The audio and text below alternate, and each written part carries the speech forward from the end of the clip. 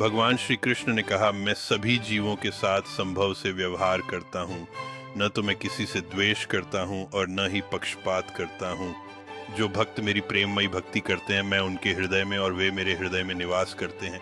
ये सच्ची भक्ति है, जहाँ प्रेम और समर्पण के माध्यम से हम एक दूसरे से जुड़ते हैं।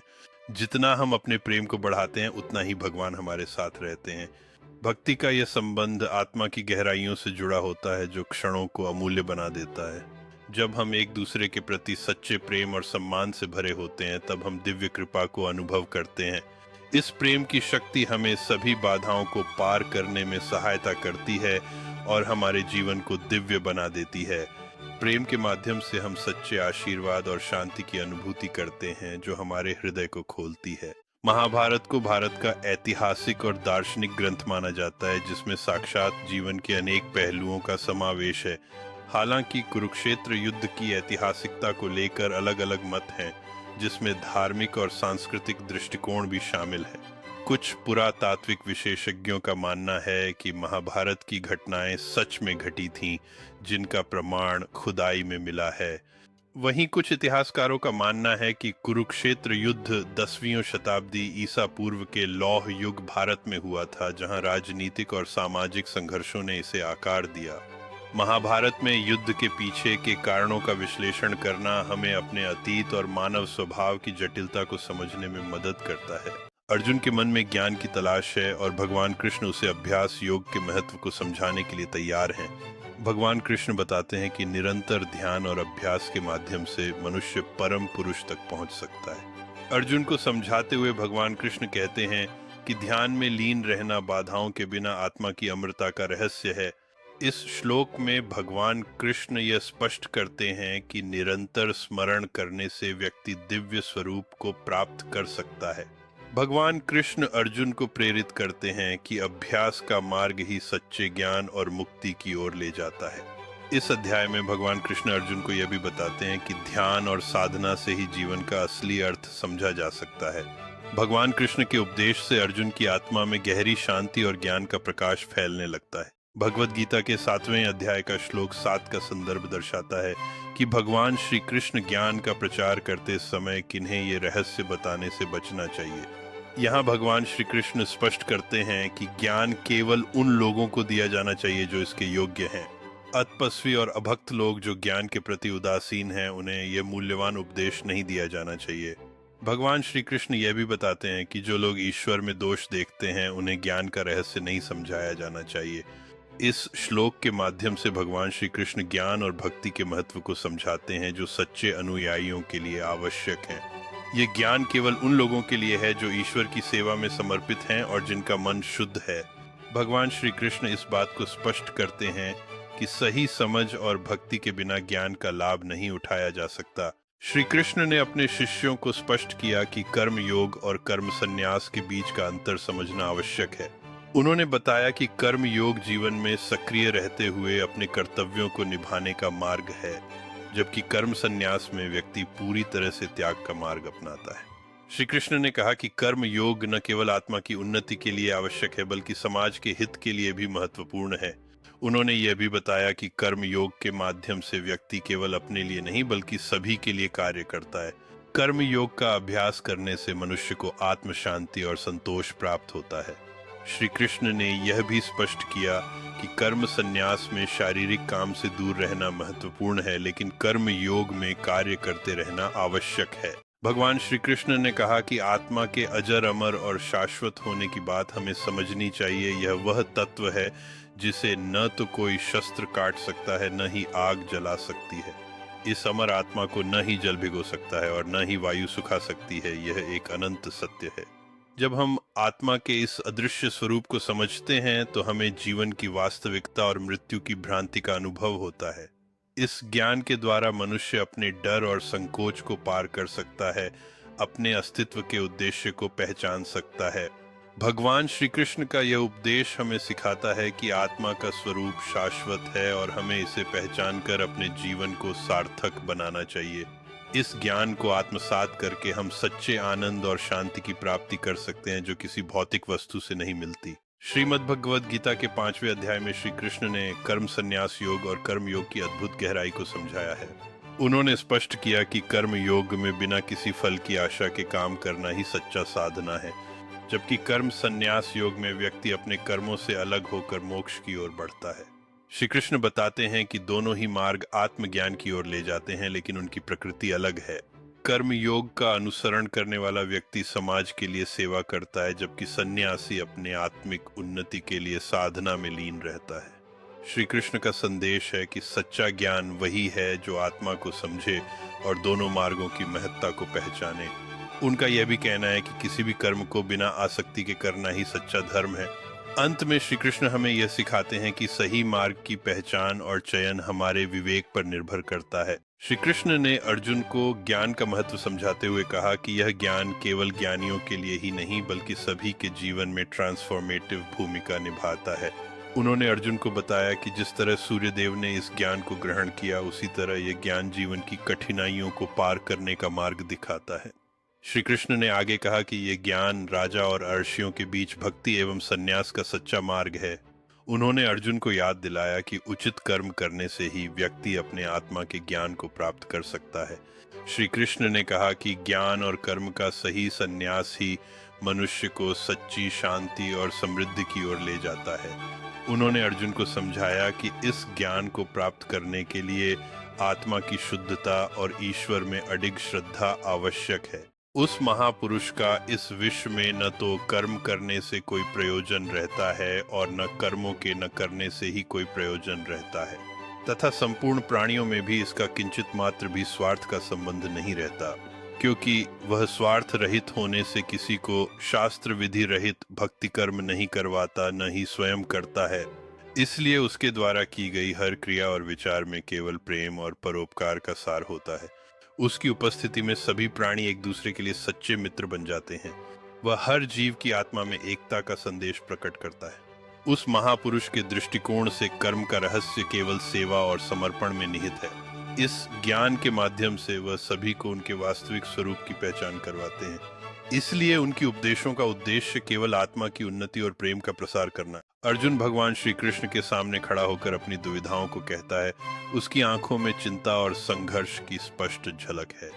भगवान श्री कृष्ण शांत स्वर में अर्जुन को ध्यान और ज्ञान का उपदेश देते हैं, यह समझाते हुए कि कर्म करना ही मानवता का धर्म है। भगवान श्री कृष्ण अर्जुन को आत्मा की अमरता की शिक्षा देते हैं, ये बताते हुए कि शरीर का विनाश केवल एक परिवर्तन है। भगवान श्री कृष्ण ने स्पष्ट किया कि अस्थायी भौतिक सुखों की बजाय सच्चा सुख केवल आत्मा के ज्ञान से प्राप्त होता है। वे अर्जुन को समझाते हैं कि युद्ध और कर्तव्य से भागना असत्यता है और सत्य के पक्ष में खड़ा होना ही सच्चा धर्म है।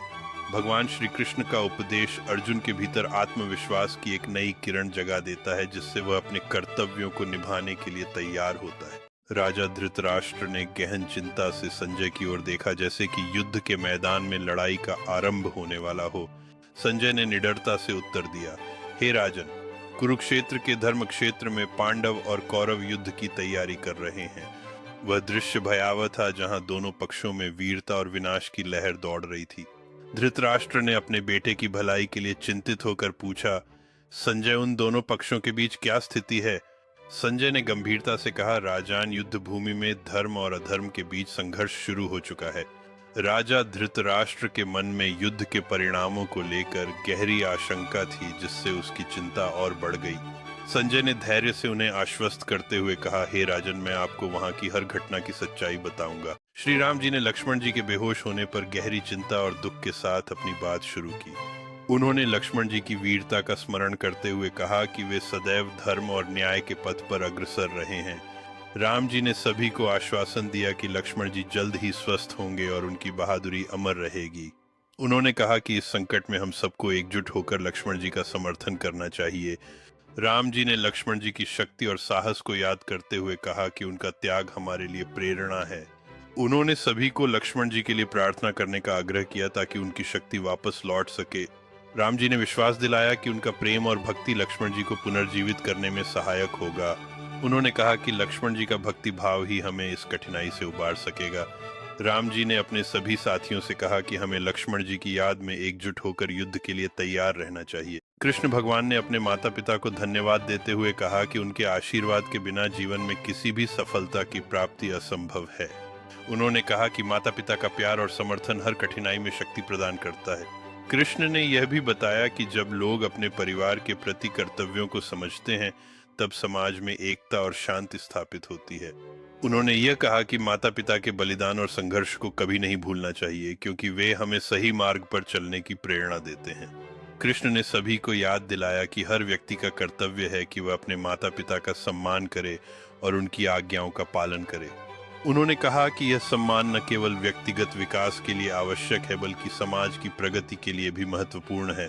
कृष्ण ने अपने शब्दों में कहा कि माता पिता का आशीर्वाद सदा हमारे साथ रहता है, जैसे एक मजबूत दीवार हमें संकट से बचाती है। सच्चे प्रेम की शक्ति हमेशा सत्य और धर्म के मार्ग पर चलने में मदद करती है। प्रेम का संदेश हमें सिखाता है कि हमारी आदर्शों के लिए संघर्ष करना आवश्यक है।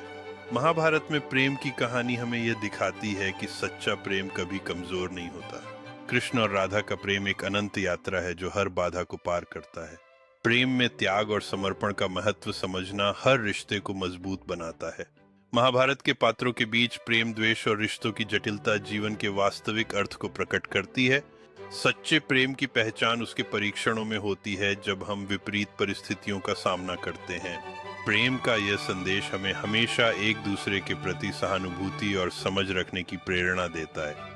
समर्पण और विश्वास के बंधन में प्रेम हमें अपने कर्मों के प्रति जिम्मेदार बनाता है। कृष्ण ने एक गांव की जीवन शैली की सुंदरता और सामर्थ्य के बारे में बात की, यह बताते हुए कि कैसे आपसी सहयोग और प्रेम से सभी समस्याओं का समाधान किया जा सकता है।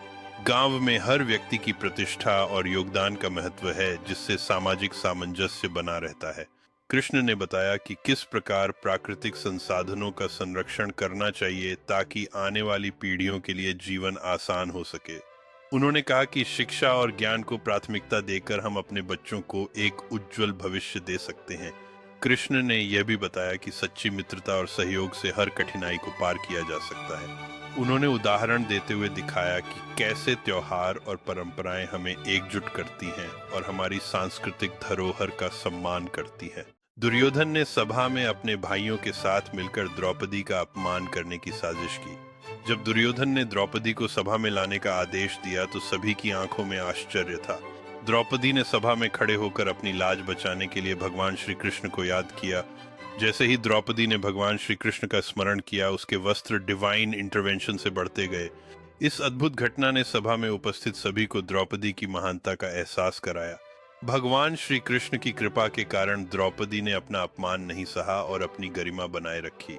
सभा में द्रौपदी के साहस ने बाकी पांडवों को भी अपने अधिकारों के लिए लड़ने की प्रेरणा दी। इस अपमान के बाद पांडवों ने ठान लिया कि वे दुर्योधन और उसके साथियों से बदला लेंगे। महाभारत की इस घटना ने युद्ध के बीज बो दिए, जो अंततः कुरुक्षेत्र के मैदान में फूटने वाले थे। जीव केवल एक बार जन्म लेते हैं, लेकिन उनकी आत्मा अनंत होती है। शारीरिक मृत्यु केवल एक परिवर्तन का संकेत है। मृत्यु में डरने की कोई आवश्यकता नहीं है, क्योंकि आत्मा कभी मरती नहीं है, केवल अपने शरीर को त्यागती है। जब हम मृत्यु को एक अंत के रूप में नहीं बल्कि एक नए प्रारंभ के रूप में देखते हैं, तो हमारे जीवन का दृष्टिकोण बदल जाता है। हर जीव की यात्रा उसके कर्मों से निर्धारित होती है और मौत केवल एक मोड़ है, न कि अंतिम गंतव्य। इस संसार में जो कुछ भी आता है वह अपनी निश्चित अवधि के लिए आता है और हर चीज का एक समय होता है। अपने कर्मों को सही कार्य के रूप में करने पर आत्मा मृत्यु के बाद भी अमर रहती है। मृत्यु एक दरवाजे की तरह है जो एक जीवन से दूसरे जीवन में प्रवेश की अनुमति देती है। सच्चा ज्ञान वही है जो हमें मृत्यु की वास्तविकता को समझने और इसे स्वीकार करने में मदद करता है। सच्चाई का मार्ग कठिन है, लेकिन इसका अनुसरण करने वालों को हमेशा विजय मिलती है। जब भी धर्म की हानि होती है और अधर्म बढ़ता है, तब मैं स्वयं को प्रकट करता हूँ। सच्चाई में न केवल शब्दों की शक्ति होती है, बल्कि इसके कार्यों में भी। जब तुम सत्य के मार्ग पर चलोगे तो तुम्हारे कदमों के पीछे सच्चाई का प्रकाश होगा। कभी कभी सच्चाई के लिए लड़ाई करना आवश्यक होता है, यहाँ तक कि अपने प्रियजनों के खिलाफ भी। याद रखो, सच्चाई सदैव एक दिन प्रकट होती है और उसका प्रभाव संपूर्ण संसार को बदल सकता है। जब हम सच्चाई के मार्ग पर होते हैं तो हमें किसी भी परिस्थिति से डरने की आवश्यकता नहीं होती। सच्चाई का अनुसरण करना हमें न केवल आंतरिक शांति देता है, बल्कि समाज में भी बदलाव लाता है। जब तुम सच्चाई को अपनाते हो, तब तुम न केवल अपने लिए बल्कि पूरे मानवता के लिए एक उदाहरण प्रस्तुत करते हो। श्री कृष्ण अपनी मटकियों के साथ गोपियों के बीच मुस्कुराते हुए छेड़खानी कर रहे हैं। उनकी आंखों में एक छेटकीलेपन की चमक है। गोपियां श्री कृष्ण की हरकतों पर हंसते हुए अपनी मटकियां संभालने की कोशिश कर रही हैं। कृष्ण अपनी चपलता से गोपियों को चिढ़ाते हुए तेजी से भागते हुए एक पेड़ के पीछे छिप जाते हैं। गोपियां एक दूसरे को इशारा करती हैं। उनकी आंखों में उत्सुकता और खेल के मूड की चमक है। कृष्ण अचानक बाहर निकलते हैं और गोपियों को और चिढ़ाते हुए अपनी मटकियों को फेंक देते हैं। गोपियां हंसते हुए मटकियों की ओर भागती हैं। उनकी आवाजें खुशी से गूंज उठती हैं। कृष्ण उनकी मस्ती को देखकर मुस्कुराते हैं। उनके चेहरे पर शरारती और चुलबुलेपन का एहसास है। गोपियां मटकियों के चारों ओर इकट्ठा होती हैं। अपनी प्रतियोगिता में एक दूसरे से आगे निकलने की कोशिश करती है। श्री कृष्ण अपने दोस्तों के साथ गोकुल की गलियों में खेलते हुए मुस्कुराते हैं, जहां गोपियां उन्हें देखकर खुशी से झूम उठती हैं। कृष्ण की मस्ती और चंचलता से गोकुल का वातावरण खिल उठता है, जैसे हर मोड़ पर उत्सव ही उत्सव मना हो।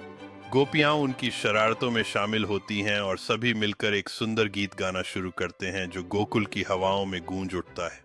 कृष्ण अपनी बांसुरी निकालते हैं और मधुर सुरों में गाने लगते हैं, जिससे सभी भक्त कैप्टिवेटेड हो जाते हैं। इस संगीत के जादू से गोकुल की हर एक आत्मा आनंदित हो जाती है, जैसे प्रकृति भी उनके साथ नृत्य कर रही हो। कृष्ण की मस्ती और मधुर संगीत के बीच गोकुल की गलियां जीवन और प्रेम से भर जाती हैं, जहां हर दिल एक ही धुन में धड़कता है। श्री कृष्ण अपनी माँ यशोदा के पास आकर मिस्चिवस मुस्कान के साथ खेलते हैं, जब अचानक वह अपने प्यारी माखन की चोरी करते हैं।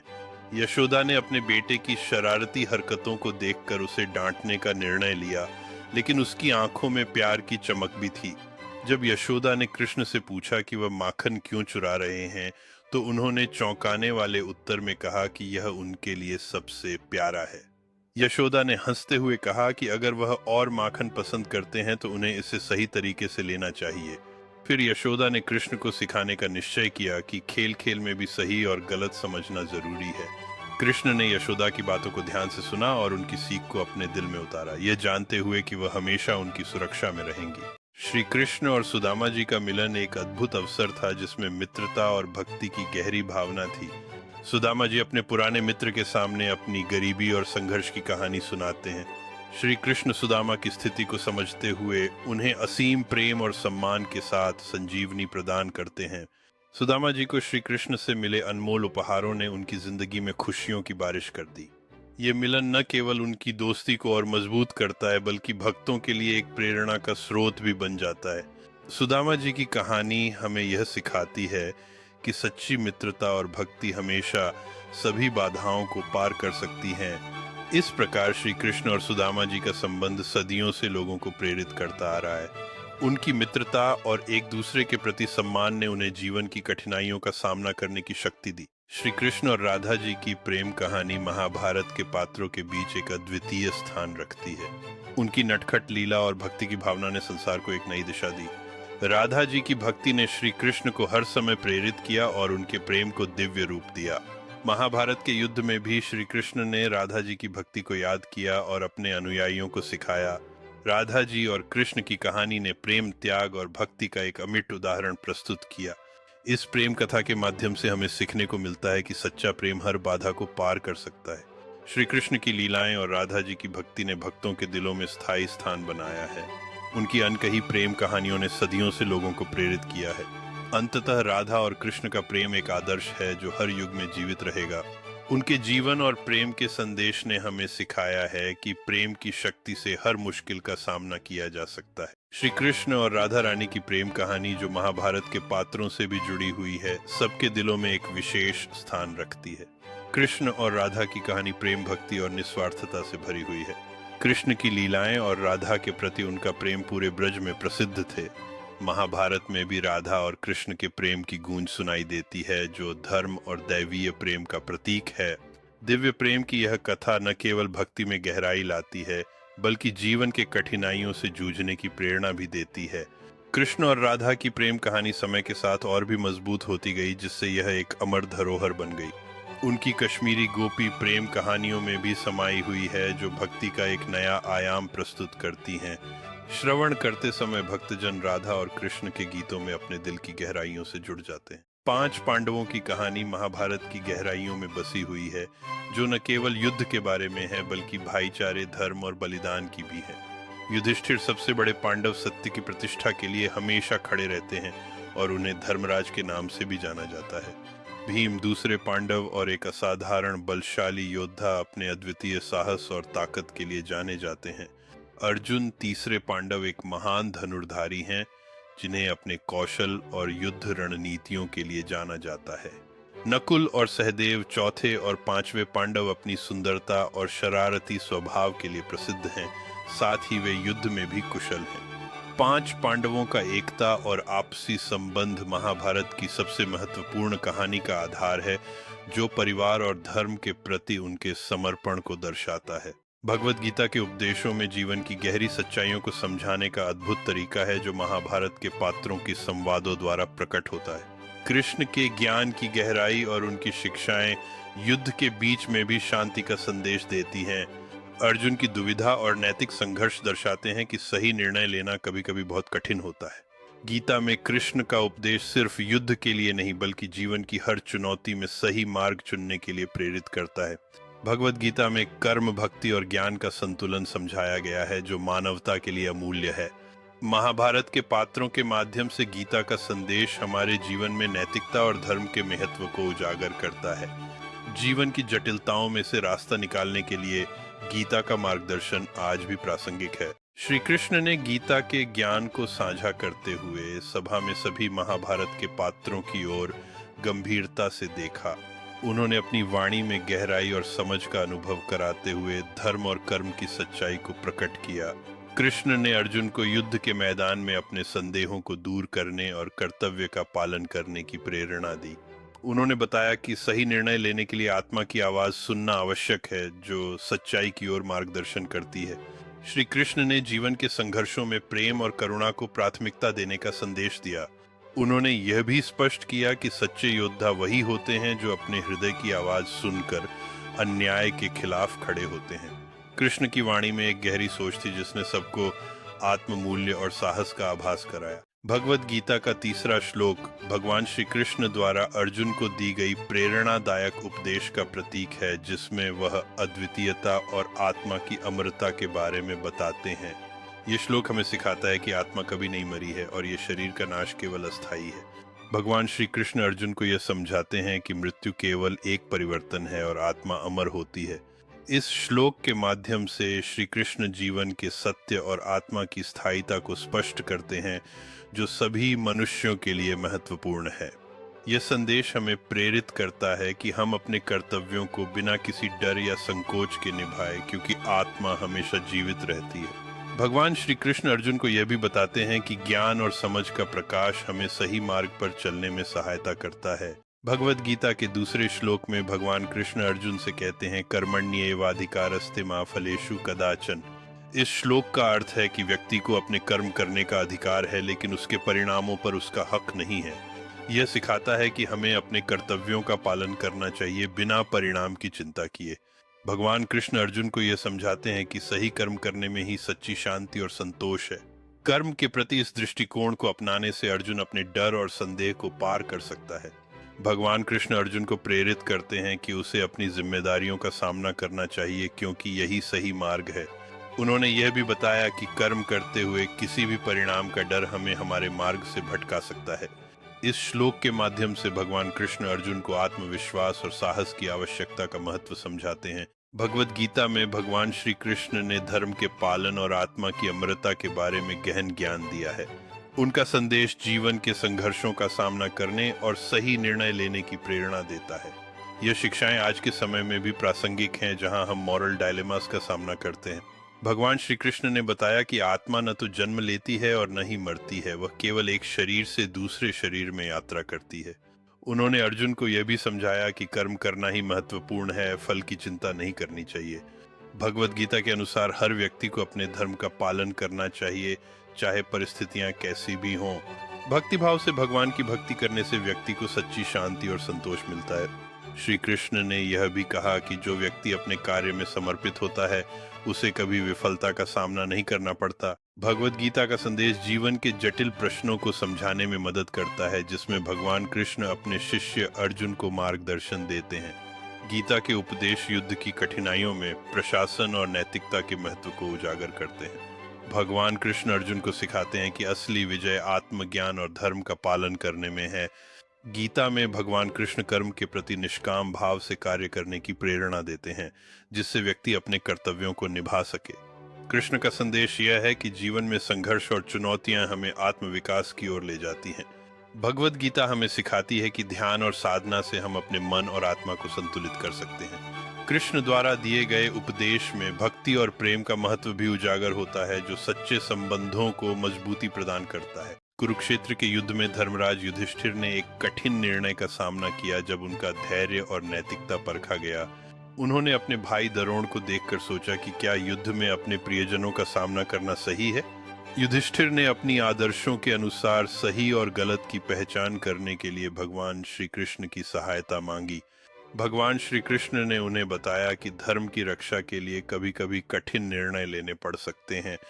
युधिष्ठिर ने अंततः निर्णय लिया कि धर्म की विजय के लिए उन्हें अपने कर्तव्य का पालन करना होगा। युद्ध के दौरान उन्होंने अपने सभी विरोधियों का सामना किया, लेकिन हमेशा सत्य और धर्म को प्राथमिकता दी। अंत में युधिष्ठिर ने दिखाया कि सच्चा विजेता वह होता है जो अपने मूल्यों के साथ खड़ा रहता है। इस तरह युधिष्ठिर के निर्णयों ने साबित किया कि नैतिकता और धर्म का पालन करना हमेशा सर्वोपरि होता है। भगवत गीता में भगवान कृष्ण के मुंह से निकली शिक्षा आज तक मानवता के लिए प्रेरणा का स्रोत बनी हुई है। हर शब्द में गहराई है जो आत्मज्ञान और धर्म के महत्व को उजागर करता है। भगवान कृष्ण ने अर्जुन को जीवन के कठिन प्रश्नों का समाधान प्रदान किया जो हर युग में प्रासंगिक हैं। उनकी शिक्षाएं कर्म, भक्ति और ज्ञान का सही संतुलन स्थापित करती हैं, जिसका महत्व आज भी महसूस किया जाता है। भगवत गीता का गहन संदेश हमें आत्मा की अमरता और सच्चे उद्देश्य को पहचानने का मार्ग दिखाता है। इस ग्रंथ में निहित गहन अर्थ हमें हमारी आंतरिक शक्ति को पहचानने और उसका उपयोग करने के लिए प्रेरित करते हैं। भगवान कृष्ण की उपदेशों में सच्ची निस्वार्थ सेवा और प्रेम का महत्व सर्वोपरि है। भगवत गीता का एक श्लोक है, कर्मण्येवाधिकारस्ते मा फलेषु कदाचन। श्लोक का अर्थ है कि हमें केवल अपने कार्यों पर ध्यान केंद्रित करना चाहिए, न कि उनके परिणामों पर। यह श्लोक महाभारत के गहन संघर्ष और जीवन के वास्तविकता को दर्शाता है, जहां कर्तव्य का पालन सबसे महत्वपूर्ण है। भगवान श्री कृष्ण के उपदेश ने अर्जुन को उसके संदेहों से मुक्त किया और उसे अपने कर्तव्यों को निभाने की प्रेरणा दी। इस श्लोक के माध्यम से हमें यह सिखाया जाता है कि बिना किसी अपेक्षा के कार्य करते रहना चाहिए। कर्म और संस्कार का यह सिद्धांत जीवन में संतुलन और मानसिक शांति लाने में मदद करता है। भगवत गीता का यह श्लोक हमें सिखाता है कि सफलता और असफलता दोनों ही हमारे हाथ में नहीं है, परंतु हमारा प्रयास अवश्य महत्वपूर्ण है। भगवान श्री कृष्ण ने गीता के माध्यम से जीवन के रहस्यों और धर्म का गहरा ज्ञान प्रस्तुत किया। उन्होंने अर्जुन को समझाया कि धर्म का पालन करना और कर्तव्यों का निर्वहन करना आवश्यक है, यहाँ तक कि युद्ध के समय भी। भगवान कृष्ण ने यह भी बताया कि आत्मा अमर है और शरीर केवल एक अस्थायी आवास है। उन्होंने ध्यान और भक्ति के माध्यम से आत्मा के सच्चे स्वरूप को समझने की आवश्यकता पर जोर दिया।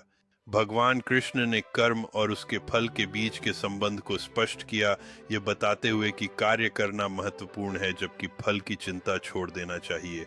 उन्होंने अर्जुन को समझाया कि सच्ची योग्यता और समर्पण से ही सही ज्ञान प्राप्त होता है। भगवान कृष्ण ने यह भी कहा कि सच्चे भक्ति के बिना ज्ञान का कोई मतलब नहीं है। भगवत गीता का ज्ञान हमें सिखाता है कि सही मार्ग पर चलना और अपने कर्तव्यों को निभाना ही जीवन का असली अर्थ है। भगवत गीता में भगवान कृष्ण ने अर्जुन को धर्मा यानी धर्म की मजबूरी के बारे में समझाया। कृष्ण ने अर्जुन को यह बताया कि आत्मा अमर है और केवल शरीर का परिवर्तन होता है। उन्होंने ये भी कहा कि हमें अपने कर्मों का फल नहीं सोचना चाहिए, बल्कि सच्चे मन से कार्य करना चाहिए।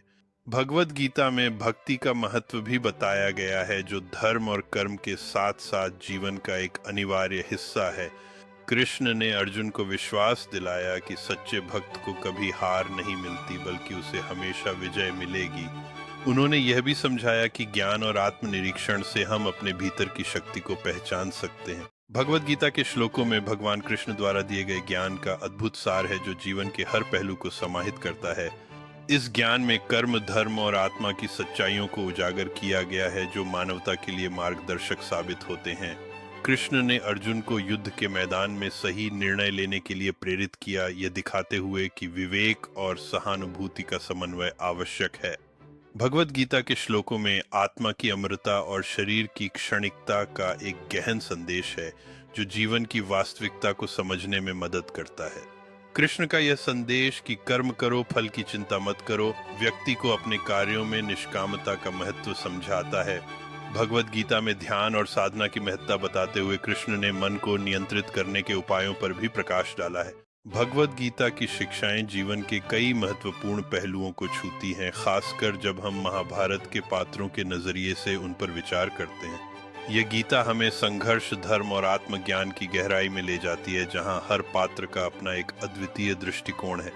अर्जुन के मन में युद्ध के दौरान उठने वाले सवालों का समाधान भगवान कृष्ण की वाणी में छिपा है, जो हमें अपने कर्तव्यों को समझने में मदद करता है। भगवत गीता का संदेश न केवल युद्ध के समय बल्कि जीवन के हर मोड़ पर हमें प्रेरणा देता है कि कैसे सही निर्णय लेना चाहिए। जैसे जैसे कहानी आगे बढ़ती है, हम देखते हैं कि भगवान कृष्ण किस प्रकार अपने ज्ञान के माध्यम से अर्जुन को आत्मविश्वास और साहस प्रदान करते हैं। भगवत गीता का संदेश हर व्यक्ति के लिए है। ये हमें सिखाता है कि जीवन के कठिनाइयों में भी हमें अपने धर्म और कर्तव्यों को नहीं छोड़ना चाहिए। भगवत गीता के श्लोकों में भगवान श्री कृष्ण का ज्ञान महाभारत के पात्रों के संवाद के माध्यम से जीवन की गहराइयों को छूता है। श्री कृष्ण ने अर्जुन को सही और गलत के बीच का अंतर समझाने में मदद की जब वह युद्ध के मैदान में दुविधा में थे। भगवत गीता में श्री कृष्ण ने कर्म का महत्व बताते हुए अर्जुन को निष्काम कर्म की प्रेरणा दी। गीता के उपदेशों में श्री कृष्ण ने आत्मा की अमरता और शरीर की क्षणिकता पर प्रकाश डाला। श्रवण कर अर्जुन ने समझा कि जीवन में अपने धर्म का पालन करना आवश्यक है, चाहे स्थितियां कितनी भी कठिन क्यों न हो। भगवत गीता के श्लोकों के माध्यम से श्री कृष्ण ने भक्ति और विनम्रता का महत्व भी बताया।